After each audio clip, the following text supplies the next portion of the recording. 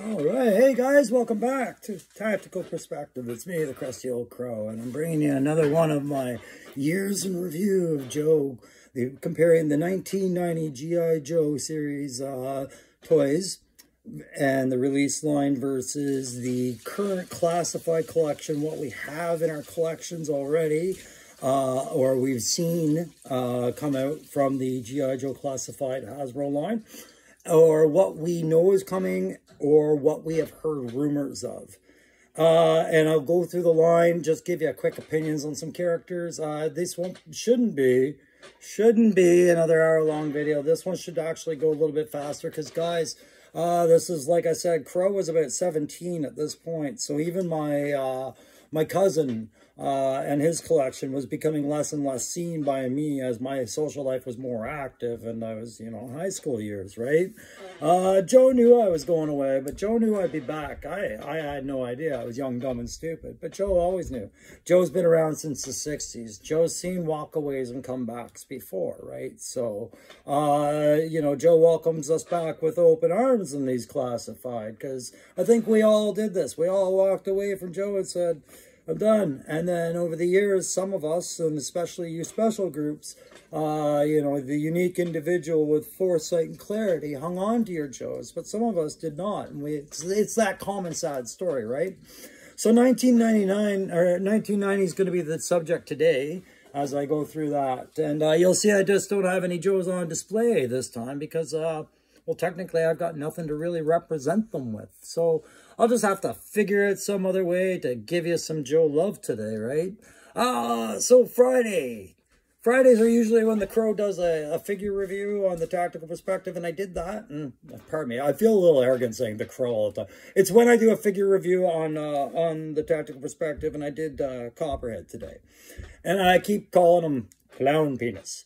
Listen, I didn't give credit where credit was due on that one, actually. That whole Clown Penis SNL skit, that was from SNL. So there, I said it. That wasn't me. That was SNL 5 years ago with Will Ferrell and them. Anyways, I did the Copperhead review. It might have looked like I wasn't having the best time with that figure, but I really was. I was pleasantly surprised with Copperhead. What was tainting it a little bit more for me, that I didn't mention in the video at the time, was that I wasn't after Copperhead still, guys. I was still hoping our boy Ripper was just going to show up at that 11th hour. Oh my God, I just blew that screen right by. How'd that happen? Touch. I have the fingers of Satan, I guess, and it just blew out. But yeah, sorry, Crow, we'll get you out of here, buddy. You're good for now. Satin didn't show up, guys, and now I'm forlorn, and you know me, I'm like, you're going to buy them all. You love the series. You might as well just go out and get Copperhead and get them done today. And that was one of the things that happened. But I wanted to try and take advantage of some of these Black Friday sales I was seeing today. So between yesterday and today, I bounced around town a little bit. I reckied out some deals. Oh, yeah, that's good. Come back for that. Cloverleafed over. Checked out a few toy stores all across the city. And the most I walked away with was the retro Lady J, who's going to make her appearance tonight as a part of this, to bring us back to 1990, in a way. And, well, I did get over my old madness and my credit card ordering shyness, and I ordered myself Wolf Spider. I finally found a nice young attendant at the Walmart, and I might have hammed up my age a little bit, making 50 look like 70, 80. Be like, I'm totally incompetent with my phone. Teach me the wonders of your netwebs. And I got him to help me order it. So sometime between now and January 17th, you should be seeing a Wolf Spider review coming out of the Crow. I was trying to get Jody Shooter or the Crimson Alley Viper, but wouldn't you know it, after all this time of trying to fiddle F around with the Walmart website, sold out. Alley Viper eludes me again. Okay, no, it's fine. I'm patient. Patient! You gotta be patient with the Crow, right? So, I thought that was all pretty dynamite. And I know Roadblock's staring me down right now, just going, motherfucker, don't you ever do that again. So 1990, what was big in 1990? Well, guys, we'll go back and show you what the #1 hits were of that time. And, well, I'll just tell you what they were. I'm not going to show them to you. The movie, Ghost, right? And how is that tied to Joe, right? It was the story of Revenge of Cobra, all that. It's a reach. It was a supernatural movie, and a lot of Joe has some supernatural aspects when we get into the ninjas and, you know, some of the mutations you could almost say, think are weird and supernatural on some parts, right? Some of the more mystique characters like Mindbender and the guys like that. And Patrick Swayze, Roadhouse, you know, you're the leader of all the bouncers all that time, right? Those two movies got linked together. His action movie, his romance movie. So that's my very weak reach for how you can link Ghost to G.I. Joe. But the songs, I looked it up on the web. There were two big hit songs that year. And one was because the Ghost, Unchained Melody, because of the Righteous Brothers, became this big massive research hit in 1990. God bless it. And no, this time I'm not going to sing it, guys. But how does that tie to Joe? Well, I'm going to talk to you for a second about the other song, and then I'll tie it back. The other song, of course, Hold On by Wilson Phillips. And this was a time where I couldn't hold on to my collection anymore. I couldn't hold on to being a Joe fanatic. I had to grow. I had to go experience new things. And for whatever reason, that walked me away from Joe. But thank God it left me a big trail of breadcrumbs come back, right? So how did Unchained Melody come into it? Come over to my shelf here, guys. I can't put figures in front of you. Let's walk through some and have some fun. You know what the fun thing is about being a new Joe collector? Is with severe ADHD, you really don't mind reorging the shelf after a week of videos and just putting them all back there again. So, Unchained Melody, well, I chained that up as you know, Joe, we got Fiona here. And I unchained her because that chain was not very good quality considering what great quality Fiona was. And she got me thinking, you know, Cobra, really? They over-escalated it, you know what I mean? Like, Joe was doing pretty nice, right? We had Spirit and Freedom over there doing their thing. Sorry, get them in shot. I'm terrible at this angle, but there you go. And that was a nice, steady animal. I mean, Freedom wasn't going to go eat anybody. And you weren't going to tell me that that shipwreck in Polly there, we're going to go off and snap someone's leg off there. That bird was non-threatening. And, you know, you could even go as far as say that Joe brought it to the table when they brought Timber into the game, a couple of different shades of Timber here. And I would say, look, Timber's just a big old puppy dog. Look, he just wants to sniff butts. He's got a scratch on his face. All right, he's got a scratch on his face. He's a big old puppy dog. Lay off that dog. He's an abused animal. Take care of him. He's a service animal, that dog. I salute him. But then Cobra goes and gets themselves a freaking alligator, right? So, well, where is that alligator? No, I'm terrible with my camera at this angle, and the lighting is terrible. There you go. So, as amazing as that alligator is, we call that in the military an escalation of force, and I consider it completely over the top. It's like dispersing a quiet protest with a salvo round of M72 rocket launchers and mortars off on the hill. It's over the top. It was unnecessary, Cobra. So, yeah, so I've decided Joe's are going to go one better. And as you know, I don't believe in a Desert Commando Snake Eyes. I believe in a guy named Lynx, because on his shoulder it shows a lynx. And I think Lynx is very Canadian. And Lynx is going to fight fire with fire. You'd think a guy would bring a cat. No, he's bringing an effing bear, okay? That's what Canada will bring to the table. You bring a crocodile, we'll bring a bear. Bring a bear and a moose. Throw beavers at you all day long. Canadian geese, man. Canadian Geese Squadron will F things up on Cobra. Anyways, guys, enough about that. Let's talk about what came out in 1990, because we do have a couple of figures there. I was going to get into this big thing about how we also had to deal with Beverly Hills 90210, and I'm just not having it. I'm not going to go down that. I'm not going to waste time with that because I'm talking to a bunch of Joe fans, and who would have wanted to see a Joe Beverly Hills 90210 type of show? No one, right? So why are we going to talk about it? I don't. Although there is a bit of drama about having two Lady J's and just one Flint. You know, I think Flint gets it lucky with twin J's, clone J, right? Retro J, classified J, JJ Walker. Dynamite! Okay, yeah, Lucky Flint. That's what he's saying right now. So we won't get into that, but let's get into what came out in the line now that we've hammed this thing up enough. So we do have a couple of figures out already that did come out in this line. And I'll just go through them really quick because I think that's a good place to start of what we know, right? Range Viper came out in 1990. And I know I've had a talk in the comments about Range Viper and how I haven't been able to find them up here in Ottawa yet. And that's okay. I'm sure when the time comes, I will. I'm just going to slap my glasses on here quickly so I can actually read the cards with you because Crusty Old Crow forgot his notes. It's going to be an hour and a half. No. So Range Viper, that's what you were getting with the kit. And like I said, he came out in 1990. I always thought he was a weird concept. I don't really understand the brain thing or whatever the decorative ornament part of his helmet is. Clearly it was there back there, but I'm beginning to think, oh, I thought it was a brain, but I'm not sure what it is. Whatever it is, being a recce guy that the Range Vipers are, these wilderness creatures, I'd definitely aim for the head. Anyways, what was this up here? Okay, this cat came out. Where did he go? Oh, that picture came. Yeah, there's the Range Viper again. Yeah, the Night Creeper. So the other day in my video, and pardon me for having it so far back, I thought I edited this. This little figure here had leaked out, and that's rumored to be Night Creeper, as is this. Or I think that's how I read it, right? Or understood it as they talked about it, but that's another 1990 figure.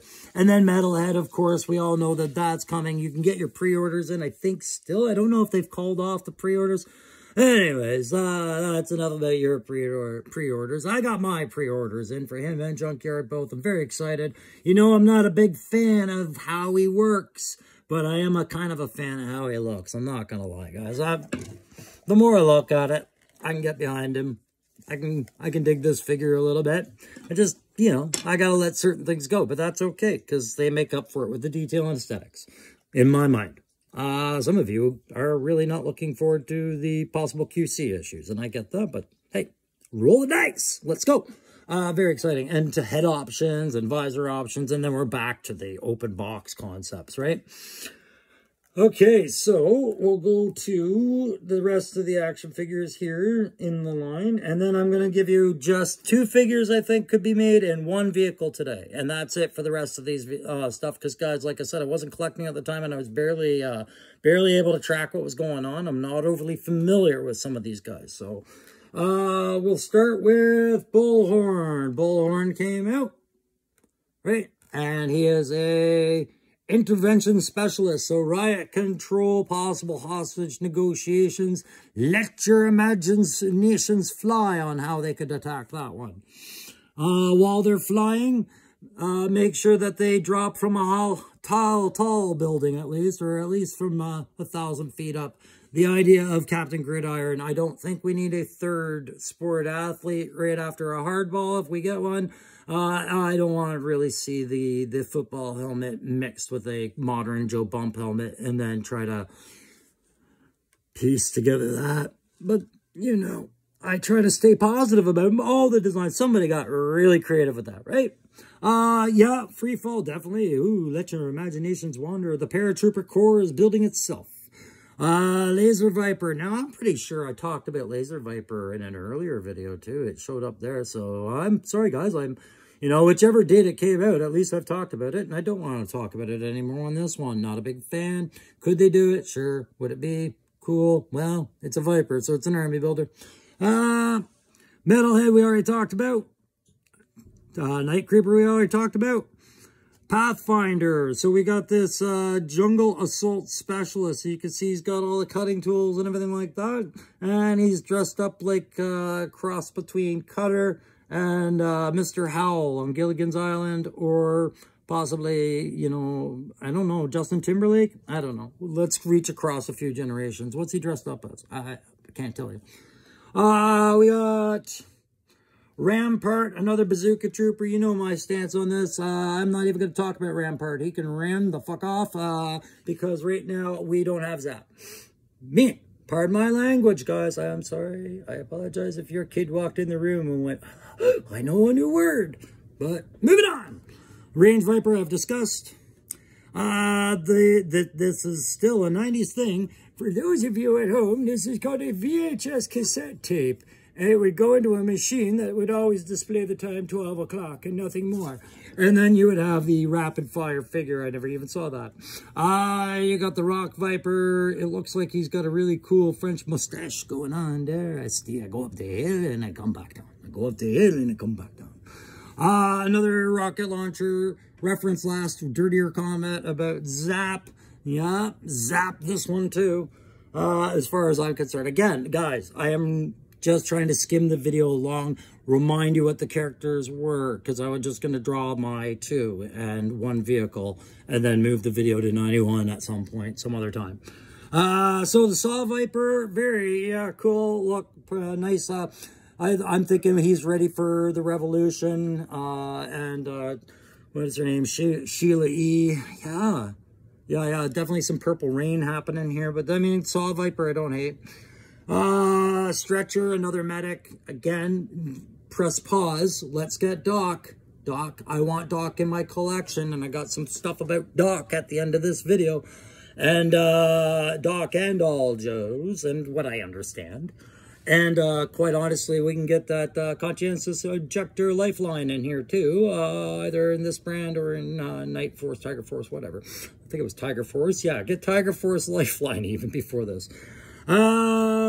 You know I'm a big fan of furthering that Arctic line, so there you go, Sub-Zero, pushing the Crow through the snow and saying, we're almost there, let's get to that objective. And I'm like, yeah, follow me, man.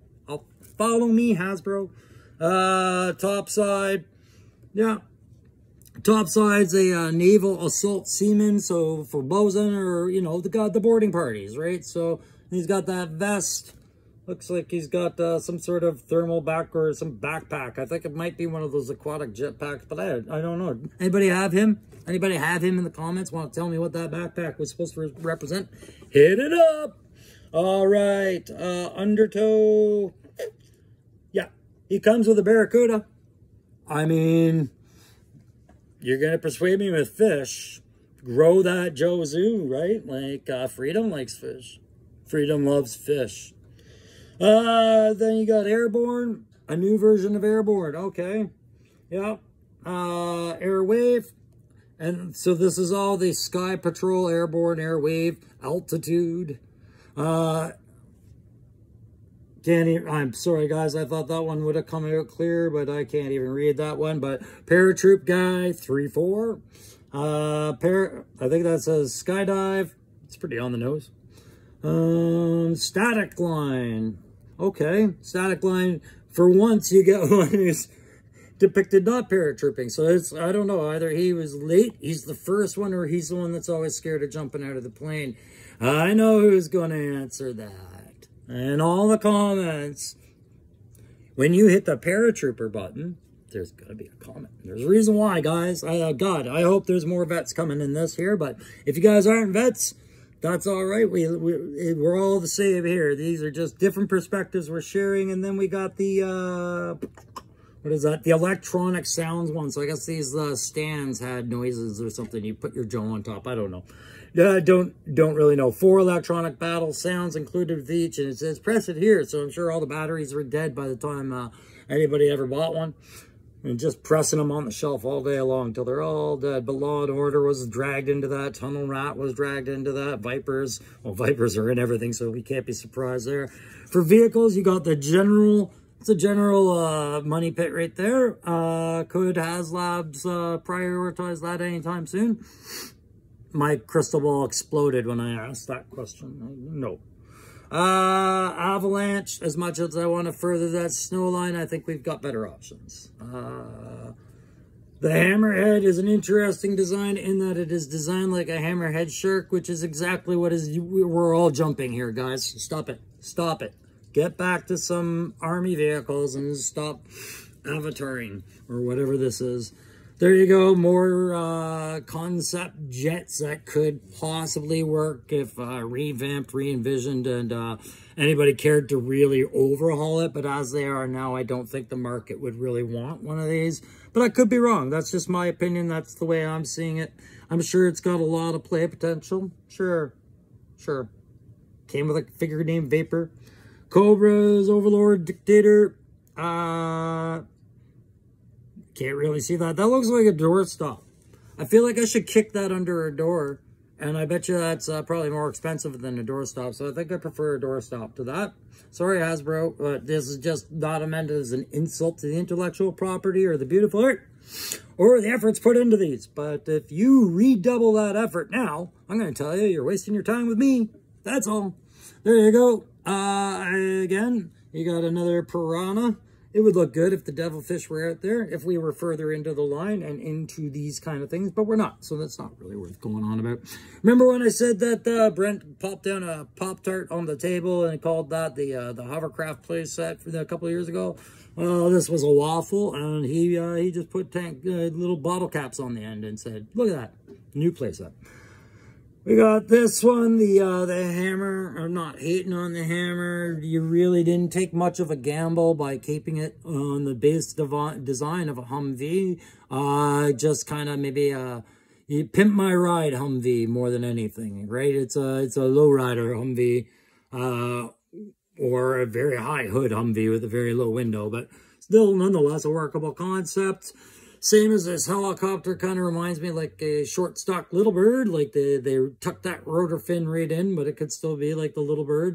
For those of you that aren't in the military, don't know what we're talking about with a Little Bird. And I've only known, like, I can't name it by its acronym or its official title, but it's the one that you see in Black Hawk Down. That's buzzing the troops in the end with the miniguns. Yeah, that's the Little Birds. And then we got this. It looks like the can you put all your recycling in and leave out, and then they come and empty it. And that was called the mobile battle bunker. Again, not something I think would be prioritized, but I mean it's a transformer and it turns into some sort of football helmet type thing. I guess that's supposed to be a giant battle tank of some sort. Very cool concept. Would have loved to have seen it in my career. Impossible. Again, the Retaliator, another helicopter, answered to the Dragonfly, saying, remember the Dragonfly? Don't you wish we could do as good as the Dragonfly? What about this? And we were all like, nah, it's not the Dragonfly. No. Not going to be a good follow-up to the Dragonfly. Same as Destro's Dominator. I do see a bit of potential in that. The Destro's Dominator, and it's an Iron Grenadier product, and there is some potential for it fitting in well with the HasLab Hiss tanks on a, I don't know, like a side-by-side comparison, or, you know, a couple of Hiss tanks flanking it, whatnot. Perhaps there's some parts that they could reuse from there in the canopy designs in the cockpit. I don't know, but I wouldn't want it because it's also apparently a helicopter, sub chopper. Yeah. Another Sky Havoc instead of the Havoc this time. So that's for the Skyhawks. Skyhawk. All of these are in the shiny chrome, the Sky Raven, and the Sky Shark. All right. And that is that. So I'm going to go back and I'm going to tell you first what something I keep harping on in this line. And guys, just really quick, if you do like my videos, if you've enjoyed any of my reviews over 82 and up to here, you know, just feel free to hit that like, or if you want to join us over at this murder of crows, I call it now, the Squadron of Crows subscribers, please do. I'm always happy to have you, and you guys always know that with every video. You know I appreciate you. And if not, that's fine, guys. Just thanks for taking the time and spending with me. That's all I was really looking for on this. Hasbro, if you're watching, call. Anyways, guys, two things I harp on about a lot of the Joe stuff with my military career, having been a combat armed soldier, having been deployed to war zones, and all that other good stuff. And you hear me talk about body armor and first aid kits. Okay, I'm just going to be crystal clear here. It's not like I have a lot of subscribers, so it's not like I'm talking to a lot of people here. But if anybody were to join and go through my videos and hear about it and not know about this video, then whatever. Let's address it. Somebody jokingly said in the comments that, I think it was D-Mac, that they die, but I'm not sure who it was, but Sometimes my short-term memory isn't good for names. But they're like, Joe's dies. So guys like Footloose come along and replace guys like Grunt. And I'm like, yeah, that makes absolute sense. I mean, right off the bat, we have very few Joes that actually have body armor protecting them in a firefight, right? Yeah, Flint's got some, Grunt's got some, you know, but others don't. Like Spirit doesn't have any body armor. Rock and Roll's not wearing any chest plate. A lot of guys are. Bazooka, another one, right? And I know we're trying to do the retro, like the retro look. We're paying homage to the original characters. So I don't want to change that by slapping body armor where there isn't any. All right?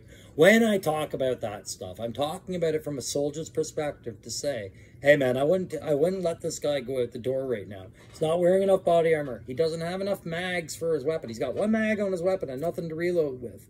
That big honking bazooka is only going to protect you up to about 200 meters, and you're going to want to have a gun. Why don't you have a gun, right? The first aid pack. So, and you know, body armor, all shapes and sizes. There's a variety of cool ways, and modernizing the Joe line to put this body armor doesn't necessarily always have to sacrifice what the Joe vision was.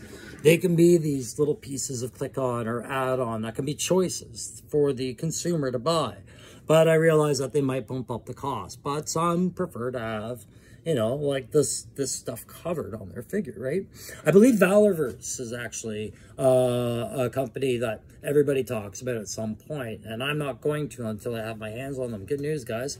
Guess who's going to England next year? And I'm going there to, well, the wife says it's for a vacation, but I said, we're going there to get Valorverse, and I'm going to spend a lot of money there. So look forward to some pro comparison to Valorverse. Action Force Valorverse. Okay, so first aid kit's very easy to do. And this is that hip pack you keep seeing on these figures, right? Like a pull down Grunt, for example, because I know for a fact he's got one. That'll help me close out the point, right? So these hip packs, that's where if we could just put a little first aid symbol or a tag or a patch or a custom patch to let us know some of these things that are in these pouches.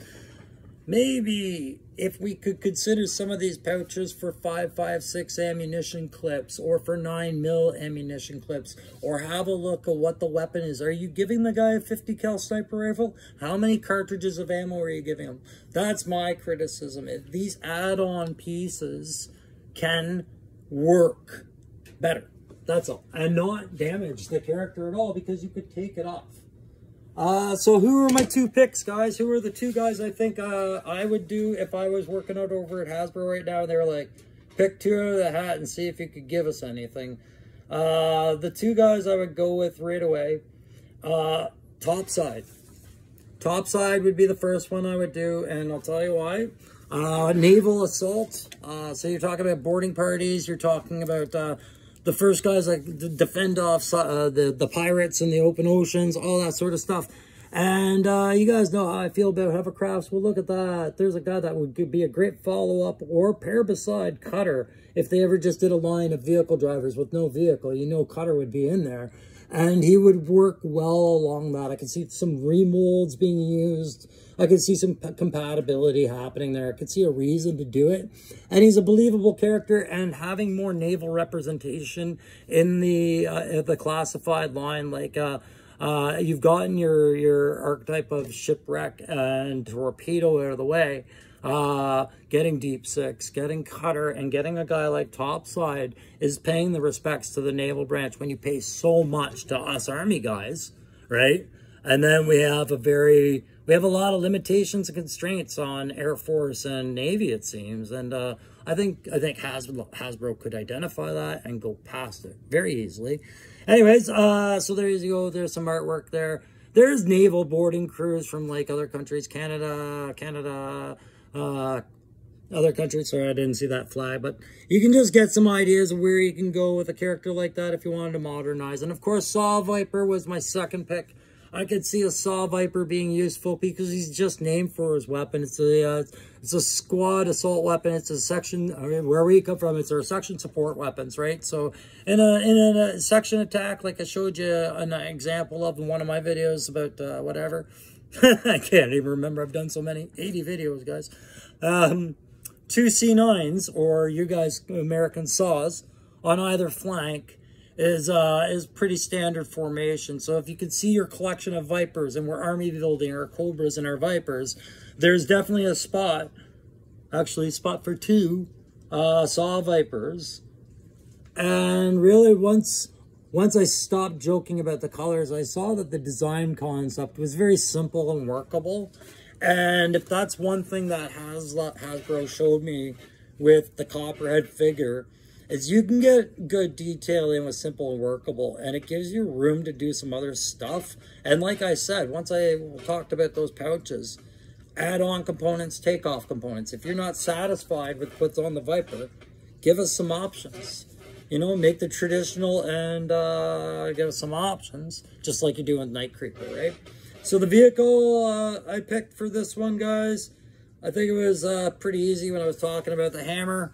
The only reason I say the hammer isn't because it's the one that's the most most relatable out of all those vehicles in there. I did say that Destro thing had potential, but it was the helicopter. But, nah, I don't want it. But that was the second runner-up, I guess. That was more about reusing his tank parts. But this one, the Humvee was such a versatile vehicle. And yeah, the hammer's kind of a Humvee based, right? But you could do it in a variety of ways. It would still be a hammer. I like this mishmash of parts, right? Like this thing's seen in a lot of battles, skip from base to base, taking whatever doors were lying around, slap them on. Yep, made it work, right? And then you could have different kinds of cupolas and upgrade equipment, and, you know, play factor of 4 to 5 Joes, possibly even 6, depending on how you're using that trunk space.